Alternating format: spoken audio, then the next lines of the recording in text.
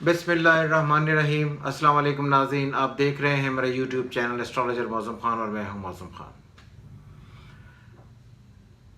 पहले मैं जो आज वीडियो बना रहा हूं इसको डिस्कस करने से पहले मैं पिछली जो रीडिंग्स थी उनके बारे में डिस्कस करना चाहता हूं, स्पेशली जो सेनेट के रिलेटेड थी।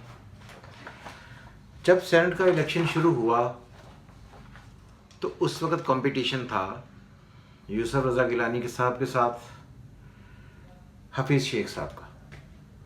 क्लियर? तो मैंने तब भी कहा था कि इसमें यूसुफ रज़ा गिलानी साहब जो हैं वो जीतेंगे। और अगर आपने वो वीडियो देखी हो तो बार बार मेरे जहन से पता नहीं, आई डोंट नो कि how it happened but happened. मैं उसके पीछे नहीं भाग रहा हूँ, ना पीछे छुप नहीं रहा हूँ, ना किसी चीज़ से छुपता हूँ, क्योंकि जो लोग जो मुझे जानते हैं उन्हें पता है कि जो मैं बात कह देता हूँ फिर मैं उस पर टिकता हूँ। तो सबसे पहले मैं ये कि खुदा गवाह को मुझे ये नहीं पता था कि ये जो इलेक्शन हो रहा है ये चेयरमैनशिप का है।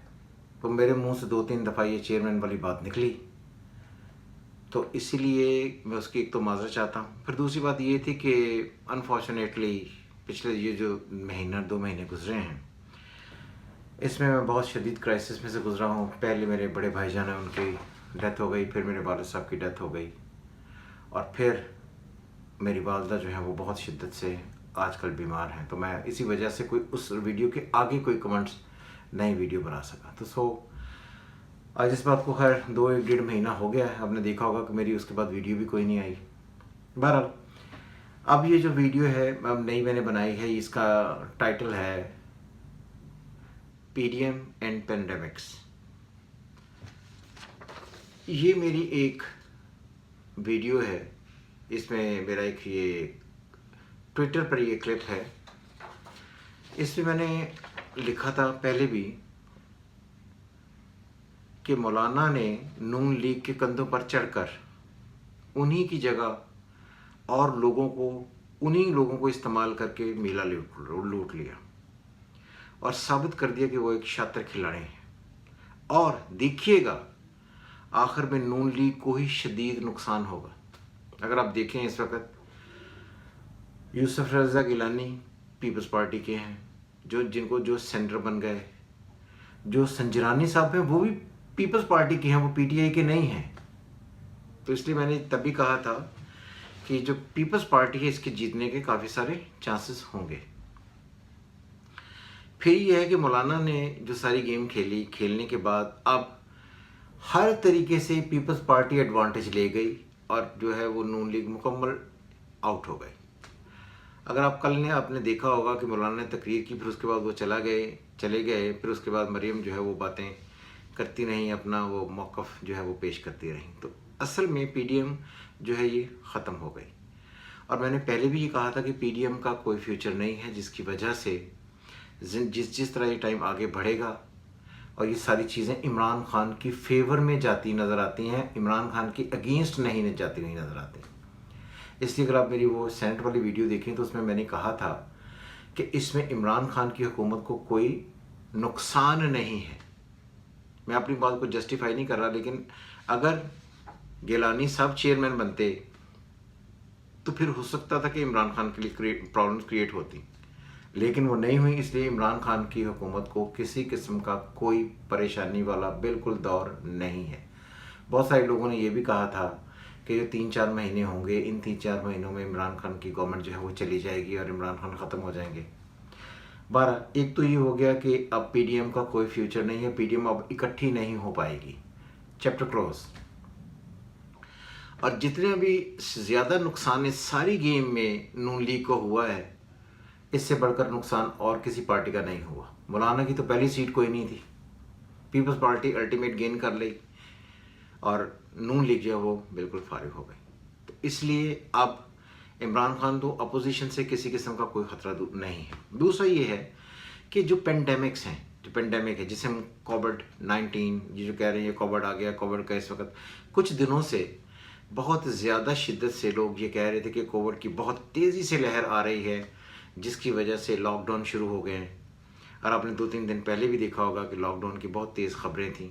अगर आप देखिएगा कुछ ही दिनों के बाद, बहुत लंबे अरसे के जाने की ज़रूरत नहीं, ज़्यादा से ज़्यादा 4-5 दिनों के बाद आपको कोविड में भी वाज़ेह तौर पर कमी होती हुई नज़र आएगी, क्योंकि मैंने पहले इसके बारे में एक रीडिंग दी थी कि कोविड पाकिस्तान के लिए, लकीली पाकिस्तान एक ऐसा मुल्क है जिसमें कतई तौर पर सर्कमस्टांसेस ऐसे हैं, पाकिस्तान का जब आप जायचा पढ़ते हैं तो उसमें कोविड जो है वो पाकिस्तान को इफ़ेक्ट नहीं कर सकता। उसकी रीजंस ये हैं कि अगर पाकिस्तान है तो पाकिस्तान इज रेड बाय लियो। पाकिस्तान का सन साइन है लियो। लियो जो सन साइन है, sun sign deal with the vitality of the country. जब भी हम किसी इंसान या किसी मुल्क का आप पढ़ते हैं तो वहाँ से आप देखते हैं कि इस मुल्क की तरक्की में या इस मुल्क की स्ट्रेंथ क्या है, उसके लिए आपको सन साइन देखना पड़ता है। तो अगर आप देखें तो इस वक्त जो सन साइन है वो कहीं भी किसी भी एंड पे बहुत ज़्यादा अफ्लिक्टेड नहीं है। यानी कि इस वक्त सन जो है वो पाइसिस में है। पाइसिस का लॉर्ड जुपिटर जो है वो एक्वेरियस में है। तो सन एक्वेरियस से निकलकर आगे आ चुका है। तो जब भी सन एक्वेरियस में होता है और उसका लॉर्ड मीडिएटर आगे से जाकर फंसता है तो ये लीगल डिसीजंस की तरफ आपको लेकर जाता है, ये डिजीजेस की तरफ नहीं लेकर जाता।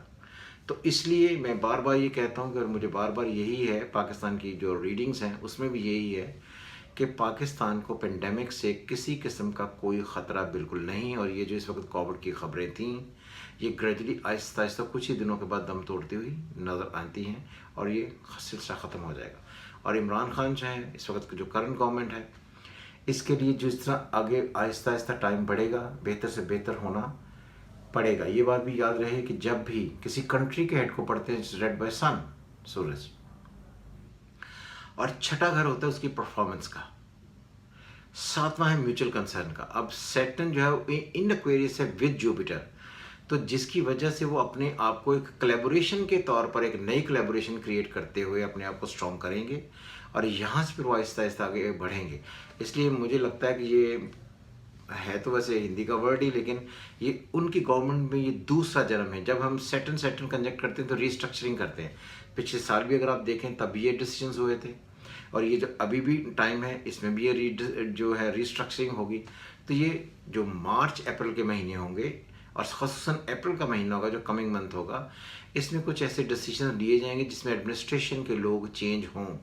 अब इमरान खान या पाकिस्तान के लीडर जो भी, वो इस वक्त एक नई इनिंग खेलने के लिए अपने आप को री स्ट्रेटजाइज कर रहे हैं जिसका उन्हें अल्टीमेट फ़ायदा हो जाएगा। सो आई थिंक पाकिस्तान के लिए मजमूई तौर पर ये ख़बरें बहुत बेहतर हैं कि एक तो पेंडेमिक्स पाकिस्तान को तंग बहुत शिद्दत से नहीं करने जा रहा, और दूसरा गवर्नमेंट के लिए जो अपोजिशन की एक तलवार लटक रही थी वो अब आगे जाकर नहीं लटकेगी। सो अब जो सिनेरियो है वो पाकिस्तान की बेहतरी का, मैंने पहले भी कहा था कि 2021 जिस तरह ये टाइम बढ़ेगा ये पाकिस्तान की बेहतरी का साल है। सन से सातवें में होने की वजह से कोलैबोरेशंस का साल है। आप देखेंगे कि कुछ 4-1 महीनों के बाद नए लोग, नए सिस्टम, नए लोग पाकिस्तान में ऐड होते जाएंगे और वो जो एक ख़ास किस्म की कोलैबोरेशंस, कन्फ्यूजन्स की वजह से गवर्नमेंट और अपोजिशन में कन्फ्यूजन या कॉन्फ्लिक्ट की वजह से नहीं हो रही थी, वो 2-1 महीनों के बाद होनी शुरू हो जाएंगी। और ये साल पाकिस्तान के लिए कोलैबोरेशंस के एतबार से बहुत अच्छा साल होगा। उम्मीद करता हूँ कि आपको मेरी वीडियो पसंद आई होगी। आप हमेशा की तरह अपने कमेंट्स जो हैं वो मुझसे शेयर कर सकते हैं।